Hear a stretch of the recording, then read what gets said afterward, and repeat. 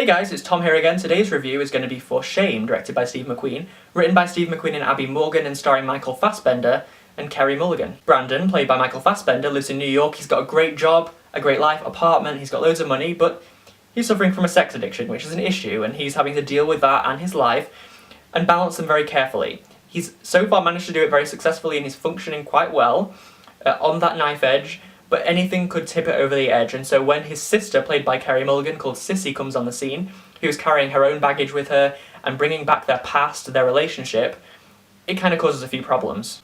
The character of Brandon is really interesting, and I was really fascinated by him.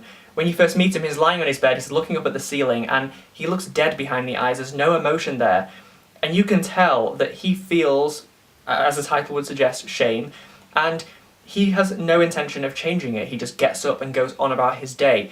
Either he doesn't want to change it, or he doesn't want to, or he doesn't know how to. But the point is that he recognises that he has a problem, and he recognises that there's nothing that he can do about it. He's just going to keep doing it, it's the only thing he knows. We soon learn that the problem in his life is the sex addiction, and we see him in his element. He goes to a bar with his co-workers, and we see him at work. He's charming, he's friendly, he's nice, and he looks like just a really great guy. Obviously he's attractive, he's Michael Fassbender, and these women are just throwing themselves at him. It's so easy for him, and it makes him seem like a predator. We know what is at his heart, and when we see this, it's clearly a performance, and he seems dangerous. What makes this film unique about sex addiction and very interesting is that Michael Fassbender is attractive. He's attractive, and he's rich, he's powerful, he has a good job, and all these women want him, and even when they don't, he has the money to pay for a prostitute.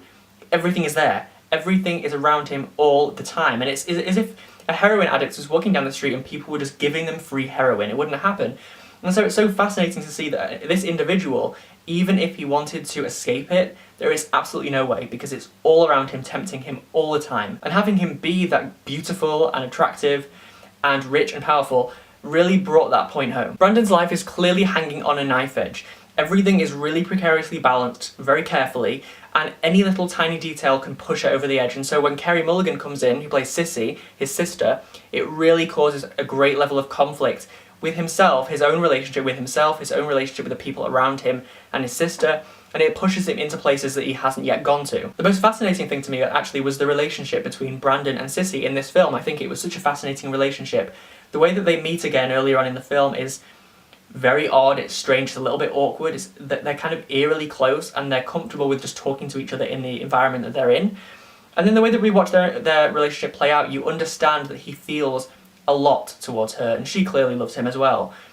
But we also understand that he's been trying to avoid her. He doesn't want her in his life. He doesn't want to see her again. He's been avoiding her calls. And you could definitely read it in a few ways. I mean, the way I saw it was that they love each other really strongly, and you can imply incest in this. I'm not sure if I would go that far, but I think that they really feel a lot towards each other. But the only way that Brandon can function in his life is to have no contact with anyone he really cares about. He can't sustain a relationship like that, and so he has to keep her away. Maybe he doesn't want to hurt her, or he doesn't want to crash himself caused by the other feelings that he's having. He needs to have this kind of this cut-off life from the rest of the world. Also, I sense that this may have happened before, and a number of cues to me that came up through the film that implied that this has happened many times in the past. There are a lot of implied suicide attempts that she may have gone through. There's a few things that are mirrored a few times throughout the film which make it seem like it's going to just go on and on again, over and over again, no matter what he tries.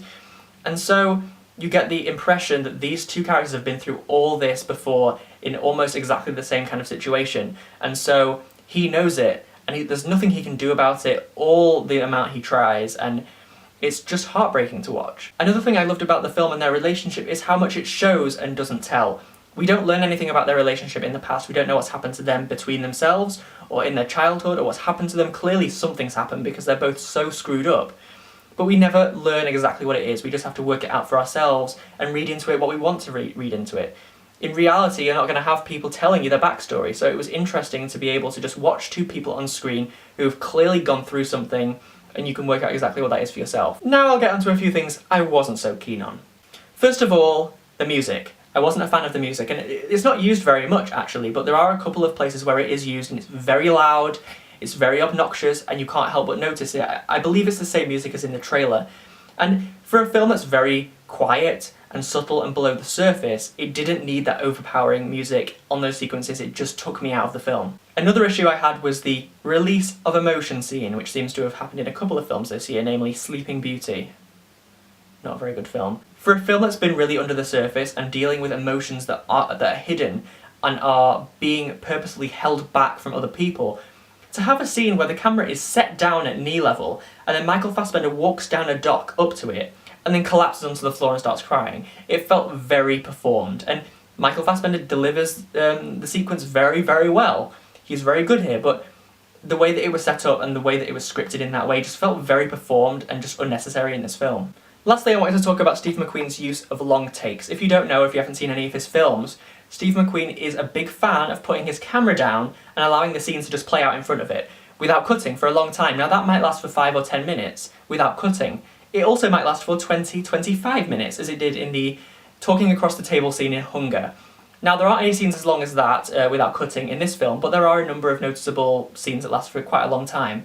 The running through New York scene, the New York scene, where Carey Mulligan sings the whole of New York in a bar, the date scene, and one of the sex scenes. Fortunately, I got to see this film in an advanced screening with a Q&A with Steve McQueen, and someone asked him about the long takes, and his response was that he doesn't want to distract from the narrative. He wants the narrative to be the focus, and he doesn't want his style to overcome what's happening on screen.